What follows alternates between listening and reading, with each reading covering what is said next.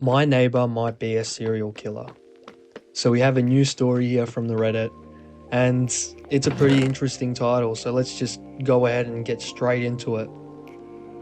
So here's a story I never planned to tell publicly, mostly because if I'm wrong, I owe some dude a massive apology. But I swear, I think my neighbor is a serial killer. Okay, let me explain. Alright, first of all, you think your neighbor's a serial killer, the one thing you don't want to do is post about it online. You get done for it. Like, no, they're gonna come and they're gonna kill you if they actually are a serial killer. So pretty bad start already, but let's continue.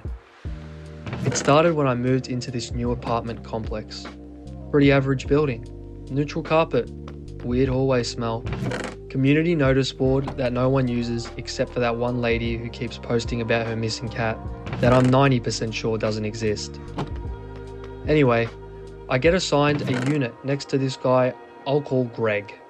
Early 40s, bold, rarely blinks, never says hi, like ever. He wears the same dark green hoodie every day and always has some kind of duffel bag on him, either going in or out of his apartment, like he's on some kind of schedule, like a ritual. Alright, so for those of you with elite ball knowledge, you already know who Dexter Morgan is. This is this guy right here, but just bold. Early 40s, rarely blinks and never says hi. Where are you staying? Are you in the hood or something? Like what? Anyway, but hey, live and let live, right? Until I started noticing the noises. Around 2 a.m, every few nights, there's this sound coming from Greg's apartment.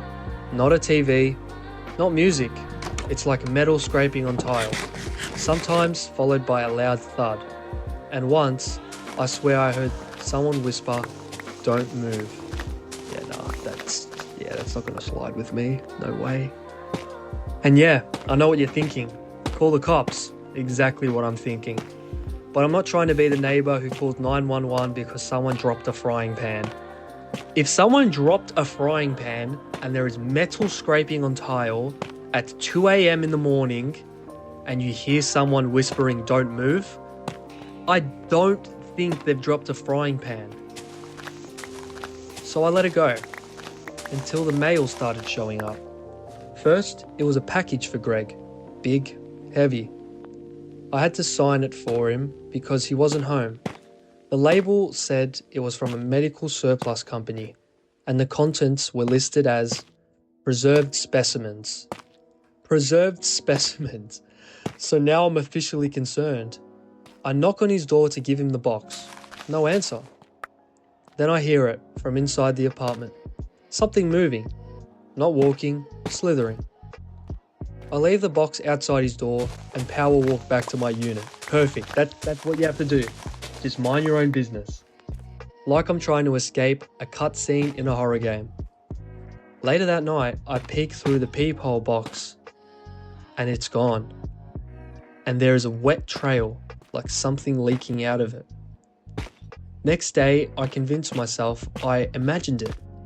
Until the lady from the third floor stops me in the lobby and goes, "Hey, do you know the guy from Unit 208? The weird one?" I say, "Greg?" She nods. "Yeah, his trash smells like a dead raccoon. I had to report it." Okay, she's got the idea. Now I'm spiraling. I go full detective mode. I start tracking his behavior. He always leaves at exactly 11:47 p.m. and comes back around 2:30 a.m. No expression, no phone, just the same duffel bag every time. I check the building's trash room. His bag is there. I open it. And I kid you not, it's full of gloves. Latex gloves. Used. All stained red.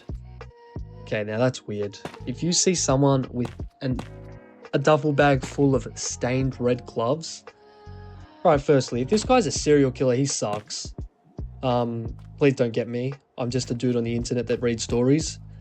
But I don't think you would want to leave a duffel bag lying around in your security room full of bloody gloves. I think you would just want to throw them out, right? But who am I to judge? Now, I'm no expert, but I watch a lot of true crime YouTube. So obviously, I start building a profile. Weird sleeping schedule, check.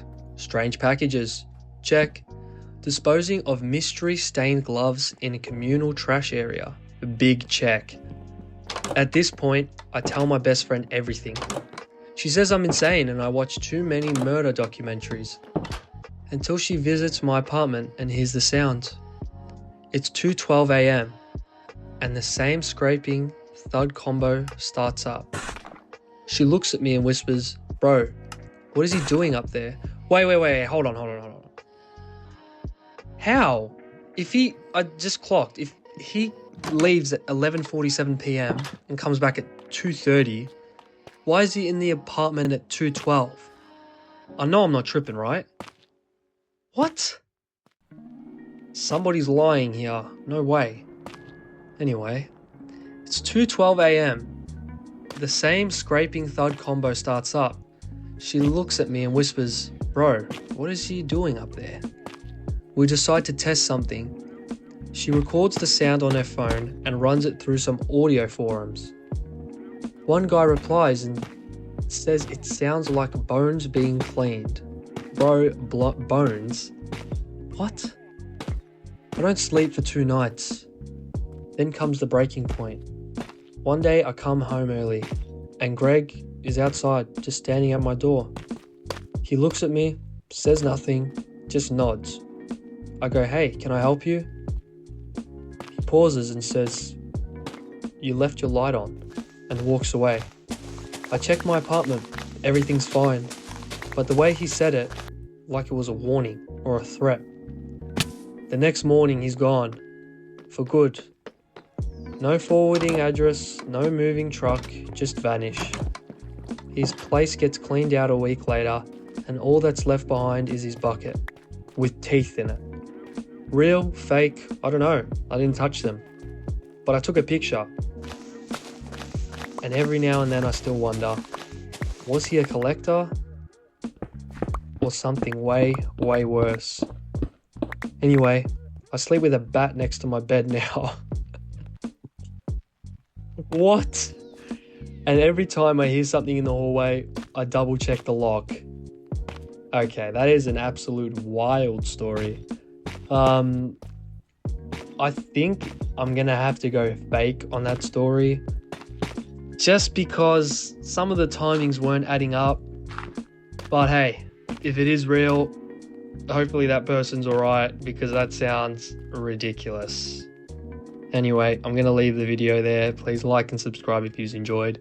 Comment down below what you want to see in the future, and I'll see you in the next one. Peace.